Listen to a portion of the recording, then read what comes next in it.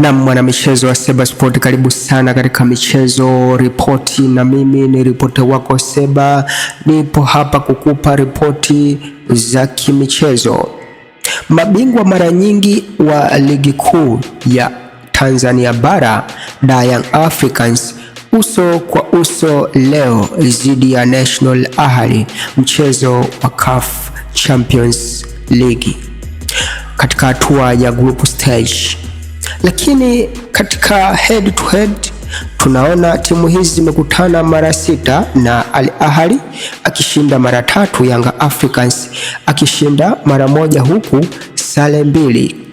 Na katika ushindi wa jumla wa michezo 4 kati ya timu hizi mbili, hakuna ushindi wa magoli mengi. Ushindi wa magoli mengi pekee ni magoli 2 ambao alishinda Al Ahly 2-1.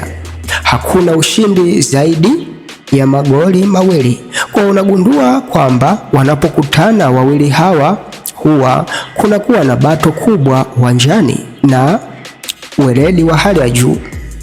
Kipi kitatokea? Dakika 90 ndio zitazungumza mchezo huu ambao utapigwa majira ya saa 1 kwa saa za Afrika Mashariki katika dimba la Bok Arab katika mji wa Alexandria. Naam, tutarajie yapi? Wawili hawa wote wakiwa na alama 4 kunako kundi lao, kila mmoja akiwa amecheza michezo 2, na huu unakuwa mchezo wa 3 kwa kila mmoja. Usisahau kusubscribe Seba TV on YouTube, lakini usisahau kufollow Instagram Seba_Sport TV, lakini Seba_Sport 255 Facebook. Asante, uwe na wakati mwema.